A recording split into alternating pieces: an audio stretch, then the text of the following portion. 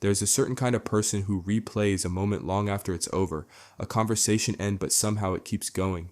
A text message gets sent, and suddenly the mind starts reviewing every word. A small mistake happens at work, at school, in a relationship, and hours later, it still feels unfinished. Not because the person wants to think about it, not because they enjoy making things harder, but because their mind refuses to let it go.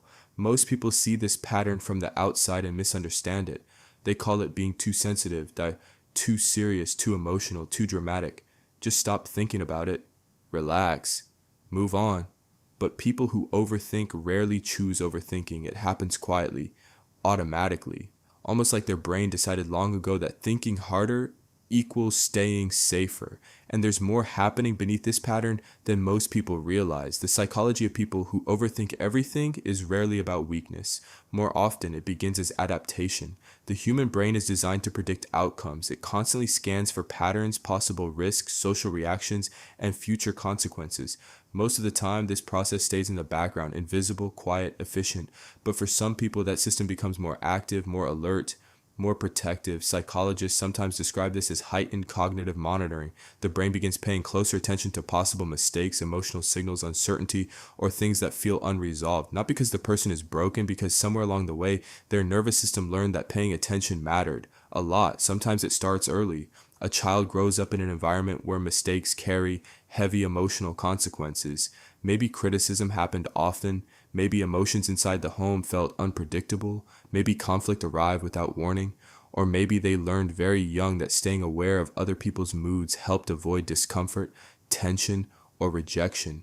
The nervous system adapts quietly over years. It learns that safety comes from preparation, from scanning, from thinking ahead, and eventually that survival strategy follows people into adulthood. A delayed text becomes something bigger. A facial expression gets analyzed repeatedly. A simple decision becomes 10 possible outcomes.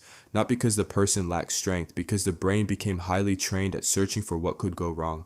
Research around anxiety and attention systems suggests something interesting.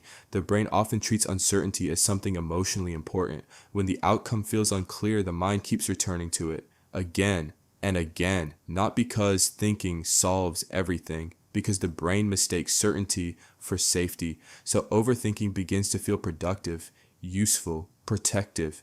If I think about this enough, maybe I can prevent something bad. If I analyze it carefully, maybe I won't make a mistake. If I prepare for every possibility, maybe nothing unexpected will happen. But eventually something strange happens. The thinking meant to create control starts creating exhaustion instead, because the mind was never designed to carry endless unfinished calculations. And over time, people who overthink often become deeply misunderstood. Others see hesitation. Internally, there is responsibility. Others see silence. Internally, there are hundreds of thoughts arriving at once. Others see indecision.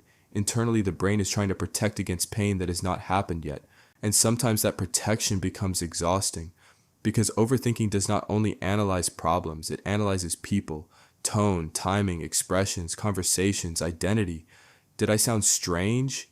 Did they misunderstand me? Should I have said something differently? Why did they respond like that? The brain keeps searching, not for drama, for certainty, but human relationships rarely provide complete certainty. Life itself rarely does. Neuroscience research suggests that emotionally sensitive nervous systems often process information more deeply, more detail, more emotional meaning, more possibility. This can create hidden strengths. People who overthink are often thoughtful, observant, reflective, emotionally aware.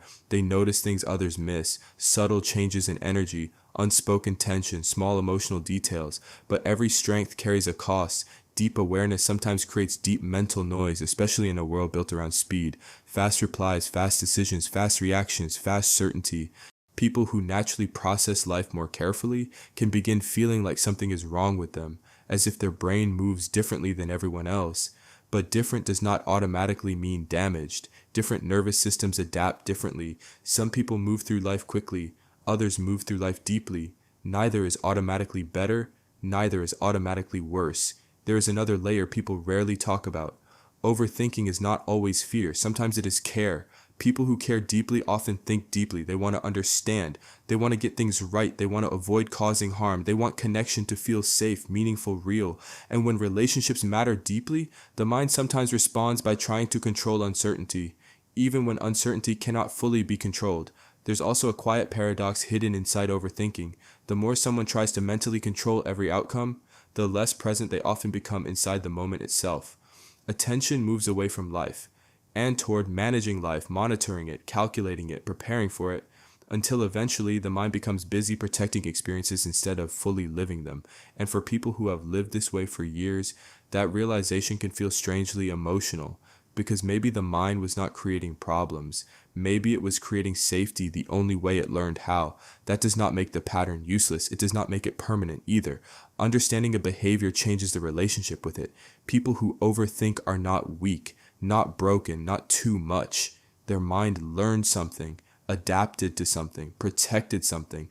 And once a person understands what the brain is trying to do beneath the surface, the pattern starts feeling less confusing, less personal, less shameful.